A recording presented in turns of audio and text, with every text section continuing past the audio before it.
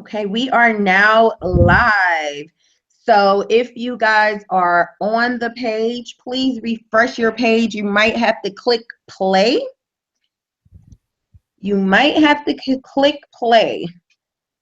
All right, let's go in the group. Please refresh your page. You might have to click perfect. Play. We're on. You might have to click play. So, Charles, you've done this before. So how do I view the comments? Because I want to make sure that if we're getting comments, I can see that. Should I be on the YouTube page?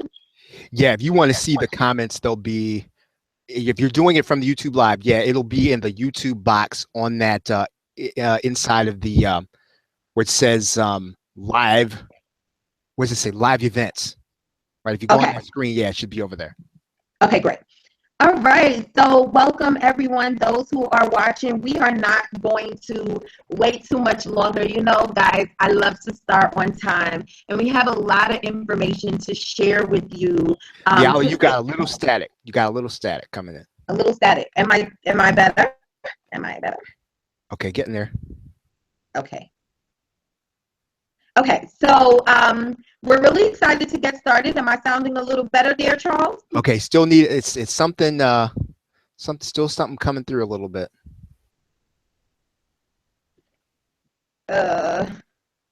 Should I try the headphones again? I don't want to mess anything up here. Yeah, maybe the headphones will do it. You think so? Okay, so I'll try it again. Try it again.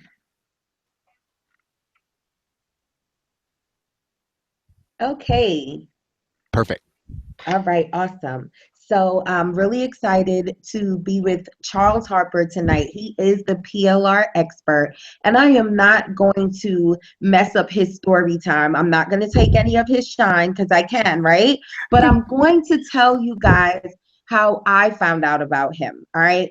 And you guys know that I have my background in network marketing and affiliate marketing. And I came across PLR a long time ago. I was that person that had PLR sitting on my computer doing nothing with it until one day I stumbled upon a YouTube training of Charles. And it was like I saw PLR in a different light. I started to use PLR as of that day. I watched every single training. I became his groupie on the low.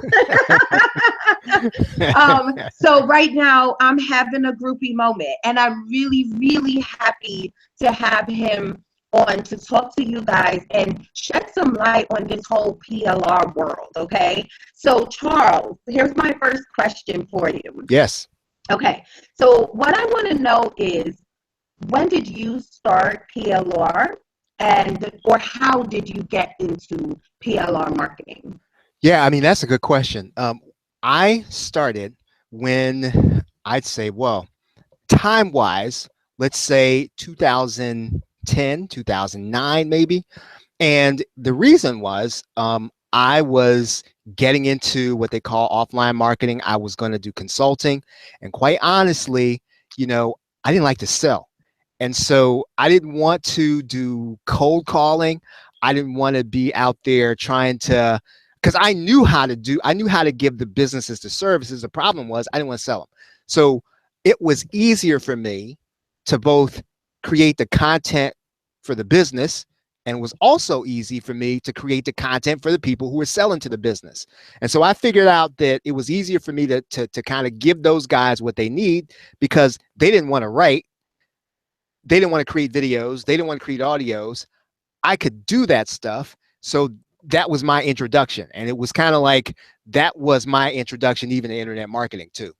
Wow. So do you think that, would you say that you found success with PLR marketing? And if yes, how do you use PLR marketing to build your empire? Well, you know what? I probably use it in so many different ways, some that are obvious and some that are not. First of all, let's say that as a person who's in business, right? Somebody who's got to get their message out there. You sort of have to be every place at all times. It's hard to do that. And, you know, you and I were just talking when we came on here. we all have our preferred platforms, right? We have the places where we prefer to be. And when I first got started, you had to be on Ezine articles, you had to be on Facebook, you had to be on YouTube. And so all of that stuff required that you have something written. And the only way you were going to be able to be in all those places and have something unique is you needed to be able to either write really fast and a lot and all day. Nobody could do that. Right. Or you had to be able to get something. And really, that was my discovery point to use PLR. So when I did a YouTube video, I would always have a PLR article in there because at that time, in order to get that video ranked, they weren't necessarily looking at whether or not the content you had in there was duplicate. I just got some PLR, stuck it in the art in my YouTube video and stuck it up there. So it would rank better. That was one thing. If I had a website article, I didn't necessarily want to write it. I would put the PLR in the website article. Now, I did have an advantage. My wife likes to edit. She likes doing that stuff. So she did a lot of rewriting because that's just what she liked to do. But even if she didn't do that stuff, I would have had, well, it probably would have been bad. I would have just stuck it in there anyway. Right. So, um, and so as a user, that was sort of how I did it. And then, I still prefer to do video, right? That's my preference. And what I discovered at that point early on was that, again, just kind of feeling my way as an entrepreneur, um, people were buying content, they were buying videos, but they didn't necessarily want to do them. And so I would Right. take the best of the PLR content and I would just turn it into a video. And people would say, well, man, this is really good, man. Will you bring us more of this? So I started creating PLR. So it wasn't just that I was using it. It was kind of like, okay, well, people want this stuff. They want to use it and they want me to create it. And then I started figuring out, okay, well, they probably would like it even better if I created it from scratch. So I started thinking like, if I was a consultant, what would I want to have if I went to go out and talk to a business owner? And so I could just get in that person's head and I would just write this stuff, Right. turn it into a video, and I was selling it to consultants all day, every day. I would just every week, every other week, I would create a new product to sell to consultants. Now it was a really small niche market, but it was Hmm. something I knew how to do. It was something they were interested in. There was something they were buying, and no, I couldn't figure out why they were buying it. I didn't care how they were buying it. They wanted it, so that's what I was applying at that point. But then, as I'm sure you've discovered, I like to train, right? So I like to be on webinars, and so I would get on the webinar, and so people were really wanting, um, not just the written content, not just the video content. They wanted the live content, and they wanted presented dynamically, and they wanted feedback, right? So Hmm. what makes a webinar is like well, they wanted the feedback. So that's what I did, right? So I would take some of that PLR content, and I didn't know everything about Facebook. I don't even know if I liked Facebook back then, right? I know if and I knew I didn't like some of the platforms. Pinterest, I still haven't figured out what Pinterest is. So if I needed to do something on Pinterest, I would snatch up something on Hmm. on Pinterest. And trust me, if you put me in front of a mic and you put me in front of a webcam and you put me on a webinar, I'm going to talk about it. But sometimes though, I would have to study up on it. And quite honestly, there would be times when PLR would bring me up to speed. It would bring me up to that point. And so all those areas, right? And I could go on 10,000 ways in which I personally used it. What I wanted to say, I wanted to interject at that moment and say, would you say that having PLR gives entrepreneurs like you and I, even entrepreneurs like consultants and bloggers and coaches, even entrepreneurs that have local business, tangible products, do you think that PLR gives them an advantage? And if you do, how? Yeah, definitely the advantage to brick and mortar businesses because the number one reason, and this doesn't get discussed a lot, is that um, to hold PLR inventory doesn't cost you anything, Yeah. right? And so the minute that I take PLR and I turn that into, and with a little bit of work, I turn that into an information product. If I had today, if I had today, if I had a dog training shop, I would either have to, in order for me to make money, I would have to sell my services as a dog trainer, or I would have to have people come in, or I'd have to have people sell my services. But I could also sell a course on dog training. I don't even have to bring them to my office and stay after hours.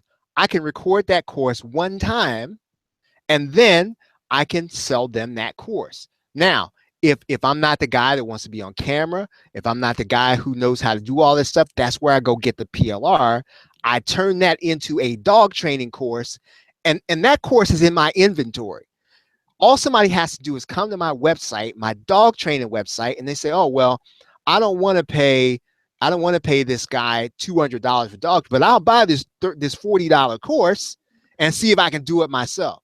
And it's kind of like, that's when the kind of the light bulb went off, is because I figured out that either I can tell people how to do this, or I can do it myself. You can have something at all price points, right? Hmm. And so that's when the kind of the light bulb went up. You and I were even talking about this beforehand, is that, in all of these niches, really the best person to kind of look at this as an example would be, ministers and preachers, right? Hmm. Because I mean, they've been doing information products even before there was an internet, even before there was PLR, even before there was any of this stuff. After they finished a message, sometimes even before they had a message, they would tell you about a cassette series they had, or this thing that you could buy $5 or $10 after they had already built the trust. And that's really the same process that you're probably teaching, which is, Hmm. information is kind of in the value that people want it, and Right. it serves anybody in any niche, regardless of what it is they selling. And Right. in So that case, not I'm selling anything, right? So right. And see, what I'm trying to do here with my audience is I'm trying to get them to understand that not only does it help you with the saving of the time and the money and being able to produce information that people are actually looking for, but what it does is it serves as a way to attract your ideal client. mhm. Because if you use the dog training as an example again, right?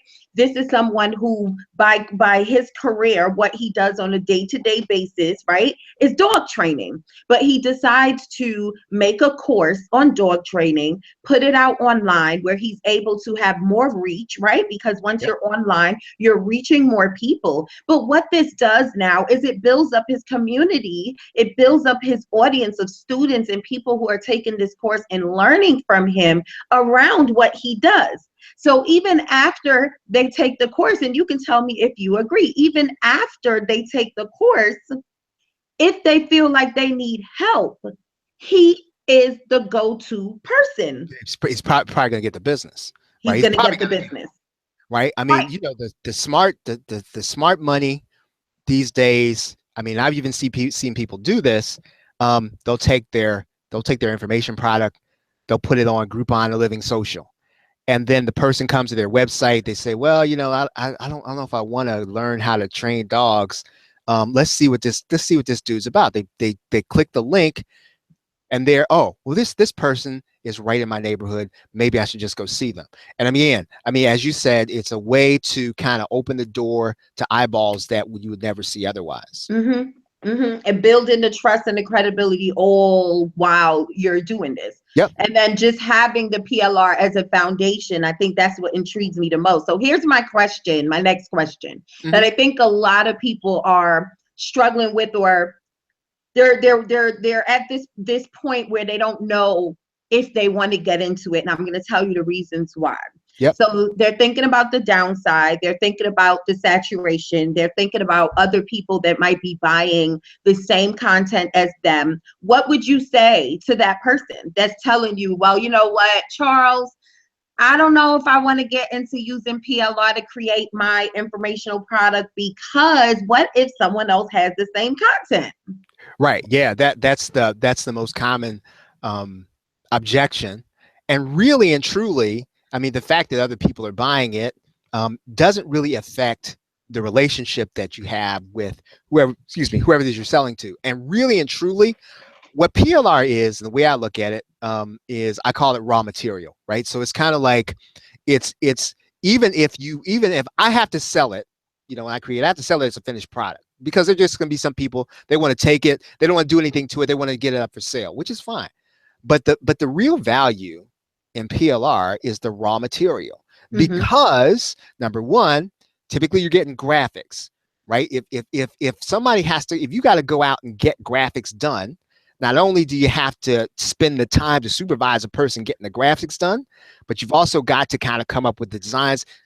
You're getting something that you can change the title, change a few pictures on it, and then it's all different. It's all rebranded. You're saving not only the time and the money. The other thing is that the connection is still the most valuable thing.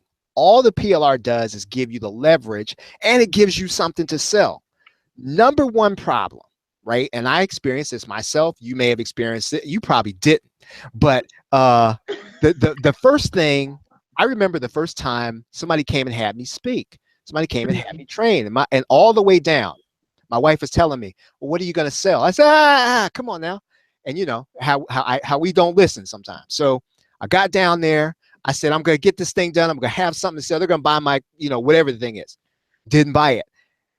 The PLR gives you, if you get 3 or 4 extra hours that you do not have to put into making something for sale, when you get called to speak, when you get called to present at the last minute, because that's what happens. When you get out there, somebody's going to, well, would you come talk to us about whatever your thing is? We've been talking about dog training. Well, we need somebody to come talk to us about training our dogs. And so you got 2 days to get your presentation together and to get to the location and to have your stuff. You grab the PLR, you tweak a few things, you slap something on it, and it's ready for sale. When you get done talking, you say, you can Here go it get is. this at mydogtrainer.com. And so it's about the leverage. And so it's not so much about, can I take it as it is and sell it? It's about using it as raw material to fit my brand, right? And Right. it's all about, it's raw material. It's really the bridge between me and my customer for my brand. So I would never use it as it is, Right. right? It's got to be sold as a finished product, but I'm always going to take it and make it into something for me. And I think that's really important because see, when one of the things that make people worry about other people having the content is because in their head they're thinking this is going to substitute all my work. So I can just take this ebook, I can take these pictures, this sales page, I can set it up, add my PayPal link, and boom, I have an ebook that I can sell, and that's it. But they don't realize the power and what that ebook could have been. Now, I just want to give my people a quick story, and it's important for you guys to hear this, right? Because I had someone that I was talking to that used PLR, and one of the things that people struggle with when they are trying to create a course is, number one, they don't know where to start. Mm-hmm. Okay, they don't know how to come up with a topic. How am I going to break down the modules?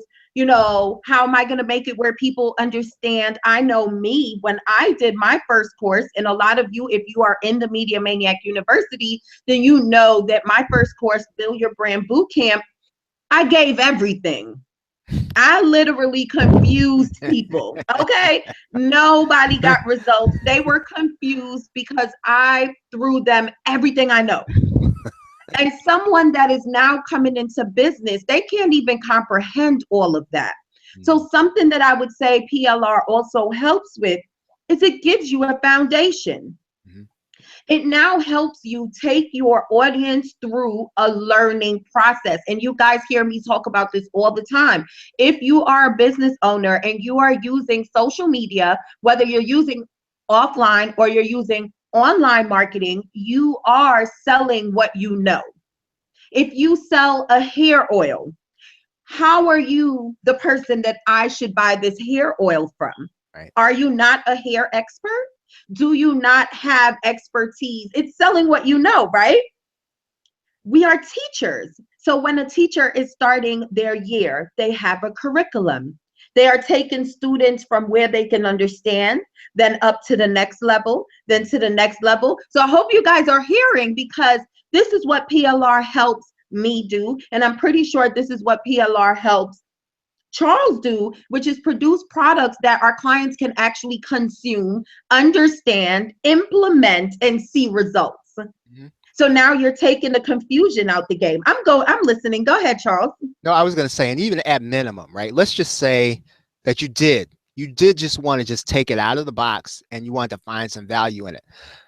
These days, people expect something, they expect a little something more. So let's say that you've got, let's go back to dog training. You've got your dog training course. And what we've got to do is we want people to kind of act. We want people to take action on our offer. So one of the ways we get people to take action on it is to say, well, you know what?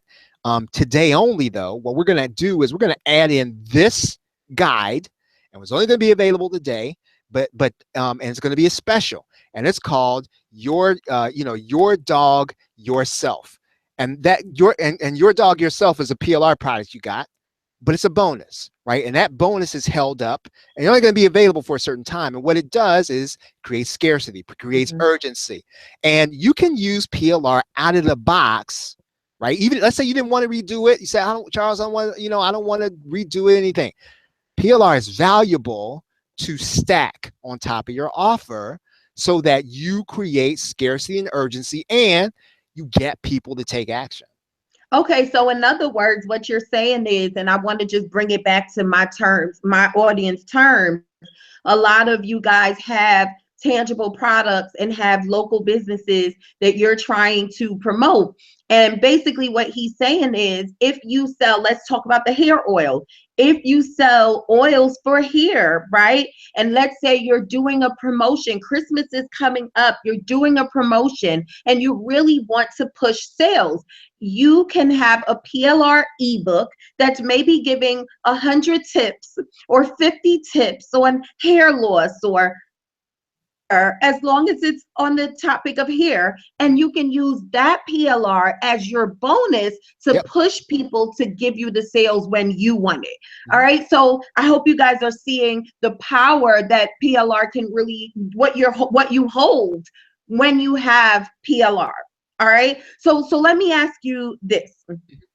If you can give my entrepreneurs that are listening, if you can give them 3 tips, I want you to give them 3 of your top advice tips, that can help them with in terms of using PLR to create their first digital course.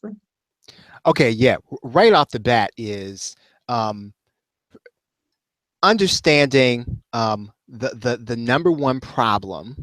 The first thing I do is always to write down the top 10 questions that my prospect has, right? So if it's about Facebook, let's say that you're going to be teaching them about Facebook. Well, what are all the questions they have about Facebook? Because the PLR is going to be kind of the raw material, but you are still going to add on the problem solving. Because so my first tip is to make sure you understand the chief problem, right? Because again, we're going to start with the problem. We're going to start with where people are going to be wanting to buy. So understanding the problem, that's really the first thing. The second thing is then kind of understanding where people are going to want to where people want to consume the most. Because look, um, some people, some audiences like audio. So if you have a podcast, right, Mhm. or you have a radio show, that's how they consume it. That's how they like it. They will buy an audio course, and sometimes that doesn't even need to. It doesn't need to have video. They need to have all that stuff. They're used to hearing you in audio. Easy product to put together, easy product to sell, easy product to turn into something that is audio. You go with the medium that people are buying. People are buying Kindle books, and people are buying paperback books. Go with the medium that people are already buying stuff in, that they're already liking you in, and you kind of drive that as opposed to trying to create everything. And the last thing is um, to kind of start with, and this is a little difficult, but it makes all the difference. When you sell a digital product, is the first digital product is going to be the most difficult one. The second one is easier for this reason. You put together a checklist, and the number one thing that, if you can get any one thing between now and your first digital product, and that is to get a checklist of things that you need to do, because the checklist is what keeps you and I from clicking around on Facebook and looking at cat videos and looking at all this other, as opposed to focusing on finishing a product, because a digital product will wear you down. Yeah. Like, you will get into the middle of it and you will, you know what, nobody wants to buy this. I'm not doing this. I'm tired of it and I don't feel like recording it and all of that. And it will drive you down in the middle of the process. The thing that will keep you focused, even if you're not a checklist person, that is the number one thing that helped me, right? Okay. When I got the checklist, it was kind of like, okay, you know what, it's Monday and this thing needs to launch by Friday. And I'm looking at this checklist. Why am I not doing this? Okay, I got to do this. I've already said I'm going to launch this thing on Friday. I have to get down on the checklist. Right. What happens if you don't have a checklist? You fool yourself into thinking that, well, I have time to go and do all these other things as opposed to finish this digital product. And it's deceptive like that. So those three things, the checklist, and of all three, putting a checklist together of everything you got to do to launch a product is the most important thing. And before you know it, you'll be finishing products ahead of time Yes. and getting To affiliates on sell board, for you. right? To getting affiliates on sale for you. Until that time, what happens is, if you find yourself trying to finish a digital product and you're coming right up against the deadline, and it's kind of like, oh, I barely got it out there, I barely got it launched. Or sometimes after launch, that typically means is that there are a lot of other things that got prioritized Involved. over the product. And so the checklist, if that's like, I mentioned it third, but it is really the number one thing. I'm glad that you mentioned that, because everybody that shows up to the webinar on Wednesday is getting a checklist. So I Amen. actually prepared a checklist for them, because I agree with you that if you don't know what you're doing when you're launching a course, and like what to do first, what to do next, it can be very hard. It can Yep. be very overwhelming. And I don't want to sell you guys this dream that anything in a growing business is going to be easy. However, what I will say is that, again, to piggyback off of what Charles said, having a checklist, keeping yourself focused, always seeing how you can delegate, which I am going to show you guys how you can do some of that too, delegate some of the things that you have to get done.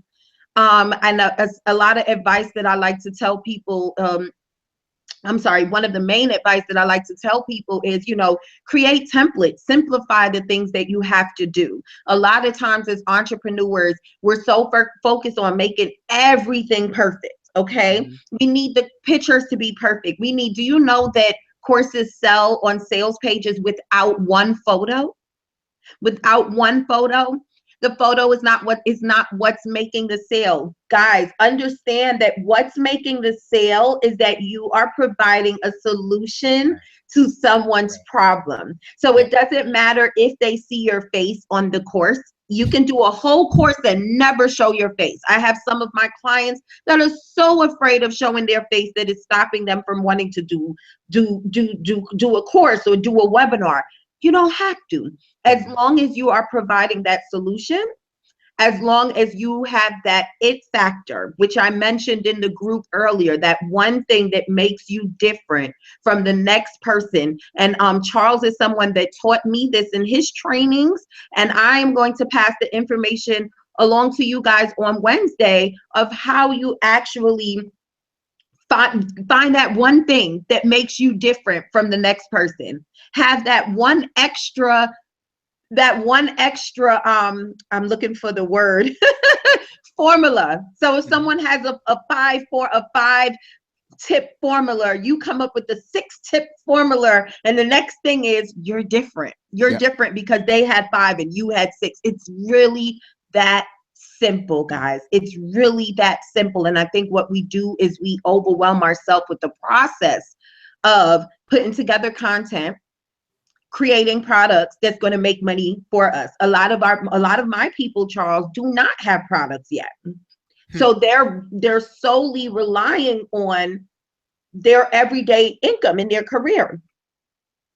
And you know, it's kind of hard as a growing entrepreneur because you need that passive income coming in to keep the business going. You need that passive income coming in just to keep you going, because every time you make a sale, it's like, yes, every time you hear PayPal do you're like, oh yes, I'm gonna keep going. It's even motivation for yourself to want to have the sales coming in on a regular basis. And how can you do that if all you sell is your time? There's not that much time in the world.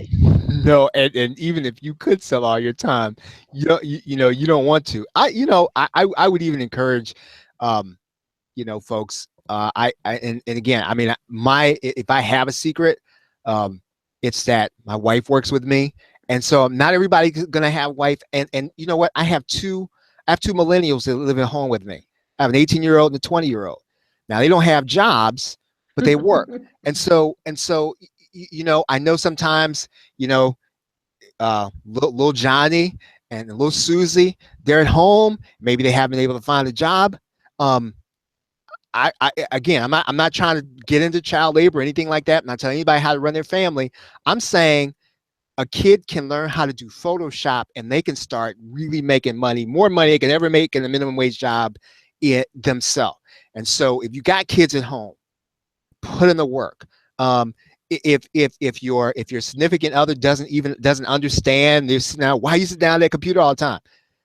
Show them what you're doing, because that really does increase like your productivity. Like what Niala was saying, you start talking about outsourcing.